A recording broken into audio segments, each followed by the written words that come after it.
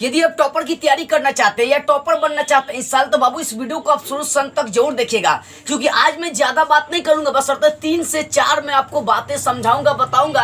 अगर इन बातों को आप समझ लेते हैं और 3 से 4 महीने मात्र अप्लाई कर लेते हैं ना, तो याद रखिएगा टॉपर बनने से आपको कोई नहीं रोक सकता है। तो बाबू ध्यान से मेरी बातों को समझिए, क्योंकि आज ज्यादा बकवास नहीं, ज्यादा बहसबाजी नहीं, ज्यादा तरीके नहीं, ज्यादा टिप्स नहीं, बस अर्थात 3 से 4 मैं आपको टिप्स बताऊंगा। उसको 3 से 4 महीने अप्लाई करना है, यानी 3 से 4 टिप्स 3 से 4 महीने ही अप्लाई करना है। पहला टिप्स देखो, पहली बात आप पैटर्न को समझो। किसी भी बोर्ड से आप बिलोंग करते हैं, बिहार से लेकर झारखंड से लेकर यूपी से लेकर पश्चिम बंगाल से लेकर यूके से लेकर एमपी से लेकर बीएससी से लेकर झारखंड से लेकर किसी भी बोर्ड से आप बिलोंग करते हैं बाबू, सबसे पहला आपको काम करना है पैटर्न को समझिए। अब पैटर्न को समझिए कि किस किस टाइप से प्रश्न करता है, क्या ऑब्जेक्टिव करता है, क्या 2 नंबरिया करता है, क्या 5 नंबरिया करता है, क्या 7 नंबरिया प्रश्न करता है।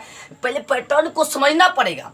तो ध्यान दो, पहले बिहार बोर्ड वाले बच्चे बात करते हैं उनकी। देखो सबसे पहली बात है, बिहार बोर्ड में ऑब्जेक्टिव प्रश्न आता है, 2 नंबर वाला प्रश्न आता है, 5 नंबरिया प्रश्न आता है। तो सारे बोर्ड के बच्चे पहले समझेंगे कि पैटर्न किस टाइप से हमारे पैटर्न है, मतलब किस टाइप से हमारा प्रश्न करता है, पहले ये समझ लेंगे। जब ये आपको समझ में आ जाएगा तो उसी आधार पर आपको टाइम देना, उसी आधार पर आपको नोट्स तैयार करना, उसी आधार पर आपको पढ़ना है। जैसे मान लो अगर आपके एग्जाम में ऑब्जेक्टिव क्वेश्चन करते हैं, तो आप कम से कम 1 घंटे रोज ऑब्जेक्टिव पर ध्यान दीजिए, उसका नोट्स तैयार करिए, ऑब्जेक्टिव का इंपॉर्टेंट क्वेश्चन का नोट्स तैयार करिए।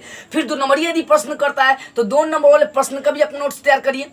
जो 2 नंबरिया प्रश्न आता है उसके लिए 1 घंटा टाइम दीजिए, उसका इंपॉर्टेंट क्वेश्चन का नोट्स तैयार करिए। यदि 5 नंबरिया प्रश्न करता है या 7 नंबरिया प्रश्न करता है तो उसके लिए भी आप 1 घंटा टाइम दीजिए और उसमें भी इंपॉर्टेंट क्वेश्चन का नोट्स तैयार कर लीजिए। अब सोचिए अगर 3 टाइप से ही आपका प्रश्न कर रहा है या 4 टाइप से प्रश्न कर रहा है, उसके लिए आप 1-1 घंटा टाइम रोज दे रहे हैं, उससे इंपॉर्टेंट क्वेश्चन आप रोज छाट रहे हैं, तो बाबू 100% गारंटी लेकर चलता हूं ना कि उसमें से सारा क्वेश्चन आपका लड़ जाएगा।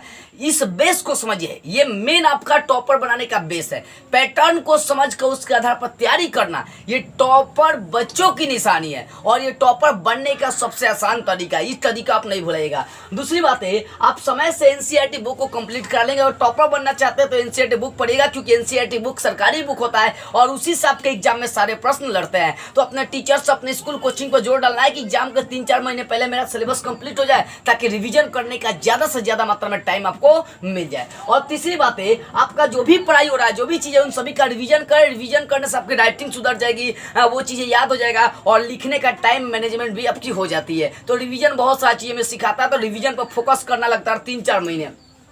उसके बाद टॉपर बनने के लिए आपको पीवाईक्यू, प्रीवियस क्वेश्चन पेपर को सॉल्व करना पड़ेगा, मॉडल पेपर को सॉल्व करना पड़ेगा। देखो इन दोनों से 50 से 70%, 80% प्रश्न आपके एग्जाम में लड़ जाते हैं। तो कम से कम आपको मॉडल पेपर, जितना भी मॉडल पेपर मिलेगा सबको सॉल्व करना है। आप प्रीवियस ईयर कम से कम 5 साल पहले वाले क्वेश्चन पेपर को आपको सॉल्व करना पड़ेगा। तो ये 4 तरीका आप अप्लाई करना शुरू कर दीजिए और देखिए आपको टॉपर बनने से कौन रोक देता है, रोक सकता है।